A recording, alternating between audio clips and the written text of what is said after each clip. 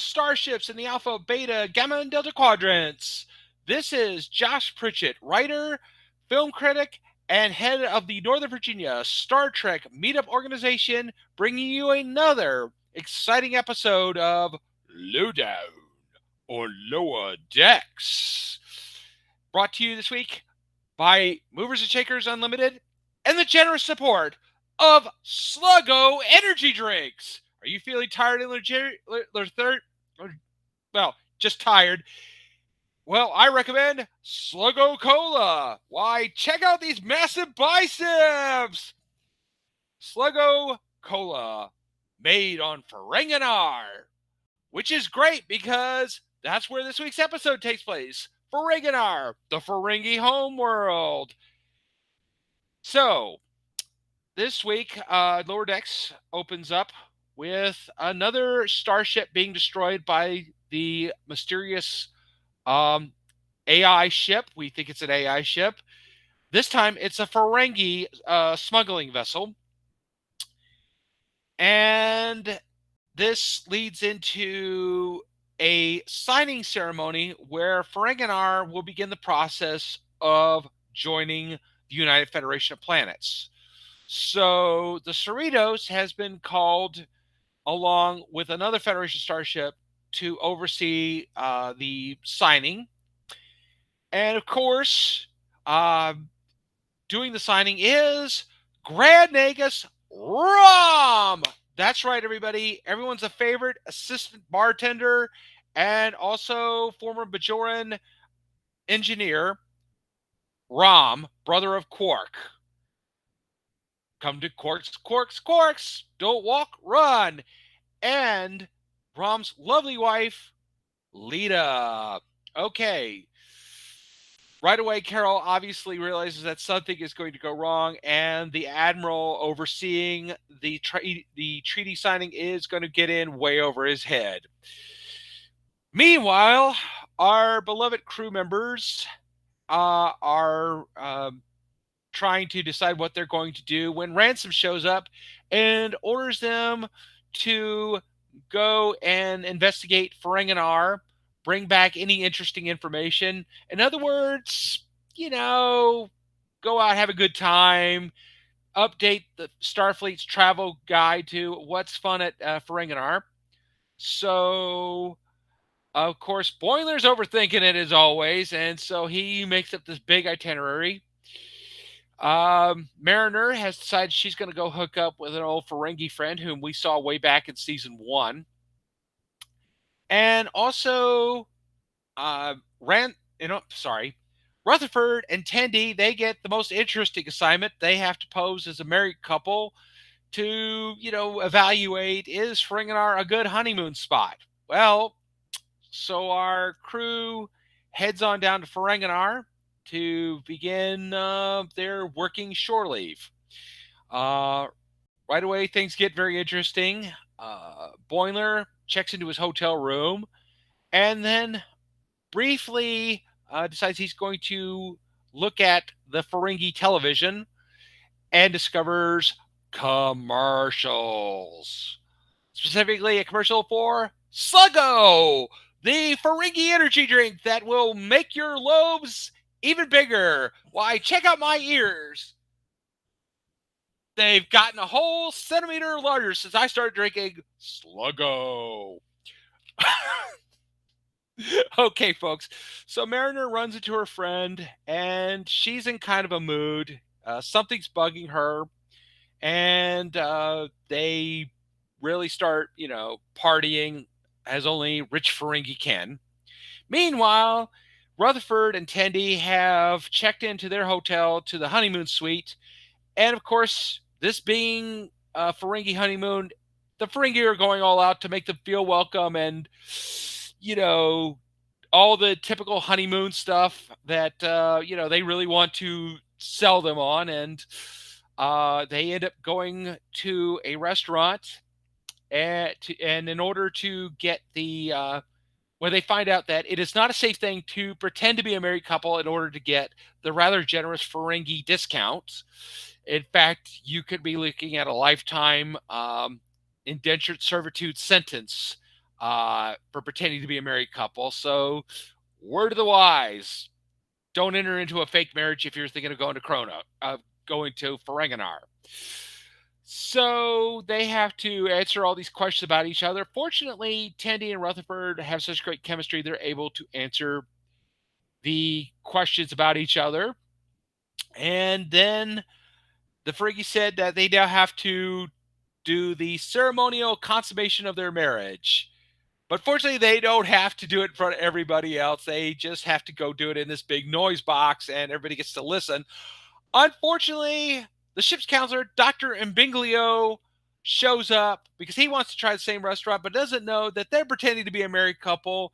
And he blurts out, "Oh, my two favorite platonic friends." And suddenly it looks like Tenny and Rutherford are going to get arrested, sent off to some horrible Ferengi mine.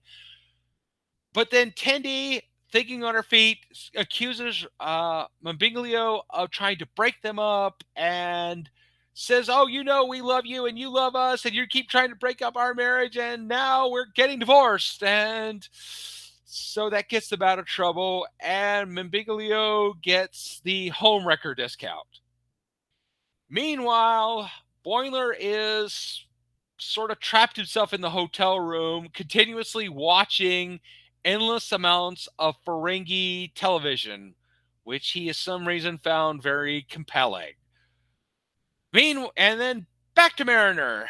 Mariner has been with her Ferengi friend, and she has been drinking hard and gambling. And of course, this being Mariner, she gets into a bar fight.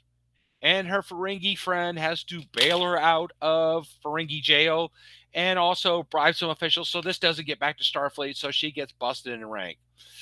And finally, her Ferengi friend tells her, "Look, Mariner, I love you, but you've got to figure out what is bothering you so badly, because now Mariner seems to have everything she wants. She's got a mentor that listens to her. She has autonomy. No one's breathing down her neck. No one's waiting for her to fail. She's getting the support and recognition that she's always secretly wanted, even though she's always made fun of it." And this is apparently a moment of personal growth for our hero. And I guess she's going to be talking to Mbinglio, though honestly, I recommend she should drink Sluggo! No, I'm kidding. Okay. But instead of Mbinglio, I would kind of recommend Deanna Troy. But, shameless pop, hoping that Marina Sirtis, drops in and does some voice work for Lower Decks. Meanwhile, back at the negotiation, it seems as though the Admiral has all but given Starfleet over to the command of Grand Nagus Rom, when Captain Freeman, realizing that she has to step into this, alters the treaty. It says, "We're going to give you 1,000,000 bars of gold pressed latinum as a signing bonus, but in order to collect this, you have to sign one other planet to join the Federation." And Rom's like, "Ha ha ha ha, no problem. We have hundreds of planets in dead to us. We could get this done by tomorrow." And then Carol Freeman turns to them coyly and says, "But you didn't see the fine print. We picked the planet, which you have to bring into the Federation." Lita then looks at the tree and said, "Kronos, the Klingon homeworld! That's impossible!" So, as they start to walk off, Rom says, "Captain Freeman, that was fantastic. You swindled us like a Ferengi. I couldn't sign this treaty with people that are just clearly suckers. Bring me the actual treaty and I'll sign it." So Carol Freeman manages to come through, save the honor of the Federation and Starfleet once again, and will sadly probably not get anywhere near the credit she deserves for the honor. Meanwhile, our crew returns to the ship. Tendi and Rutherford have their normal chemistry back, which, let's just say, yeah, it is kind of what we think it is, folks. And Ransom has to have the Ferengi legal officials rescue Boimler out of the hotel room, where he has been stuck for 24 hours watching nothing but endless Ferengi television. And that's where our episode ends this week, folks. So, Okay. What it's time for us to move into Sluggo. No, I'm kidding. The good, the bad, and the Gorn. So, what was good? Well, obviously, Sluggo. No, I'm kidding. Uh, this is going to be a running theme through this episode, folks. So, okay. So, I love the whole Rutherford Tindy subplot. That was really fun. It was great seeing Max Gobenchek and Chase Matheson return as Lita and Rom, beloved characters from Deep Space Nine. It's been a long time since we've seen them, and it's great to see where their story arc picked up. Many years after DS9 ended. Um, I love that Carol was the one who saves the day. She is the boss. She's proven once again that she is every bit as capable of a captain as Janeway, Picard, Cisco, Kirk, Pike, anybody else. Even though, some people look down their nose at the Cali class. The Cali class definitely gets the job done, folks. So, any rate, I the only if I had one complaint, I wish they would explore more. I guess this is a recurring plot line we're going to be seeing through the next few episodes, because I think we only have 4 episodes left in this season about what's going on with Beckett Mariner and why she's feeling on edge and what about this new promotion and finally feeling like her mom and Ransom are really giving her the support and the freedom of latitude she needs to function. Um, it's hard to say, but I guess we're going to find that out. I have a feeling though it will tie in with the mysterious spaceship that's been blowing up everything around the galaxy. As far as the Gorn, I would just like to say for our Gorn segment, I'd like to talk about multiculturalism and how this is becoming more played out in episodes of modern Star Trek. We saw back in season 1 of Strange New Worlds how Pike intuited the alien race that they wanted to form an alliance with, whose space was somewhere between Romulan and Klingon space, and they wanted to be able to have open access to explore the Beta Quadrant. And Pike managed to do it by, really understanding that this culture just wanted someone to empathize with them and see their point of view. In this instance, Carol figuring out that Rom needed somebody to act like a Ferengi and respect their customs of, can you swindle us? Can put in all this fine print into a contract and mess us over? Can you respect our way of doing things? And she figured it out and managed to do it. And Rom really appreciated that. And it made his job easier so he could show, everybody else in the Ferengi Commerce Commission that, hey, guys, look, they swindled us like true Ferengi. We have to have an alliance with them because, they're just as hard ass negotiators as we are. So I think being able, when you have to work with and understand somebody else, it's important to understand from their perspective and see their point of view. I know that might be a bit cliche for some people, but that is very important. And in anything you do, whether it's someone in the workplace, someone you're friends with, um, multiculturalism is not a bad word, folks. It's a very important thing. It's a big part of our, existence. How we can intuit and how we grow is by learning about someone who hasn't walked in our shoes and we haven't walked in theirs. So mad props to Carol Freeman and Christopher Pike and Spock and everybody else who understands this, because this is what Star Trek is all about.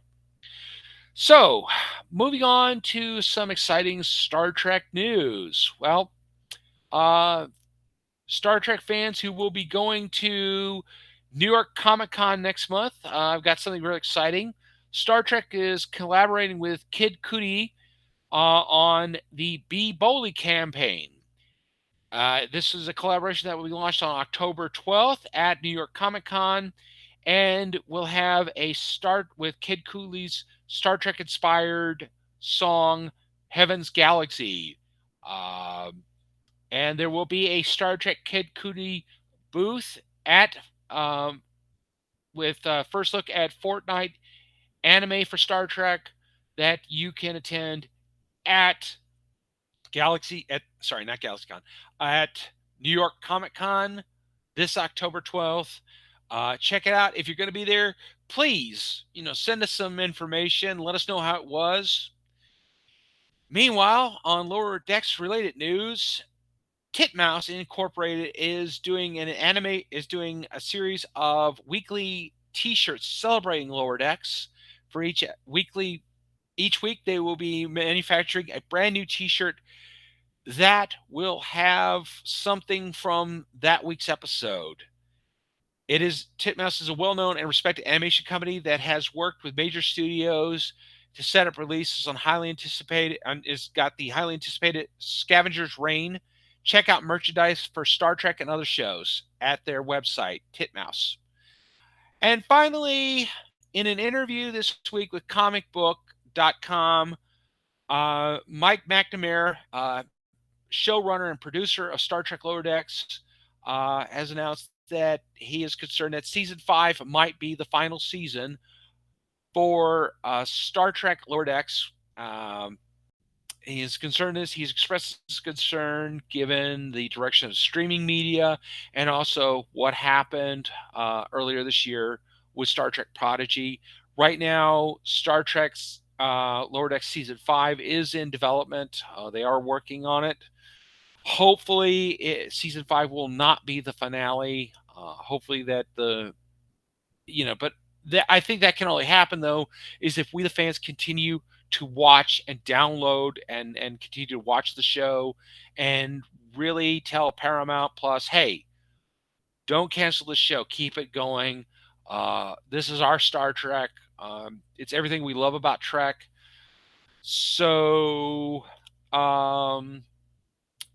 hopefully he's wrong about this, but given the fact that it seems like there's only a 5-year window with most TV shows, especially in the streaming verse, it's really hard to say. But I hope that he's wrong about this and that we will have many more years of Lower Decks ahead of us. Any rate, so on that note, we will be wrapping up here today. My partner Chris Pavone is on assignment. As far as predictions go, I do predict that, as I said earlier, Mariner's emotional distress is going to tie in somehow with the unknown spaceship that's been attacking everybody. I am hopeful that maybe the unknown ship is going to be maybe the reason why the Enterprise E got destroyed. As we know from Star Trek Picard, Worf indicated that it was not his fault. And of course, we know at this time, Admiral Jean-Luc Picard is an admiral, and that he is probably overseeing the evacuation of Romulus, even though it does look like the Romulus space fleet is continuing to be every bit as conniving and devious as they always have been, even though nobody seems to be talking about this on Lower Decks. But I guess we will find out something here very shortly. In the meantime, anybody who has any theories or Star Trek news? Oh, we have something here. Well, I thought we did. Okay, well, anybody who's got any theories or ideas, please do feel free to post them to our YouTube page. And once again, this is Josh Pritchett, head of the Northern Virginia Star Trek Meetup Group. And on behalf of Sluggo Cola, okay, folks, come on, help me out here. I have to move about a dozen cases, or in order to work off, a predatory loan here, folks. And on behalf of Movers and Shakers Unlimited, I want to thank you all for joining me this weekend for another episode of Lowdown on Lower Decks, and we hope to see you again next week at this time. In the meantime, live long and prosper, and have a great week. Bye-bye, everyone.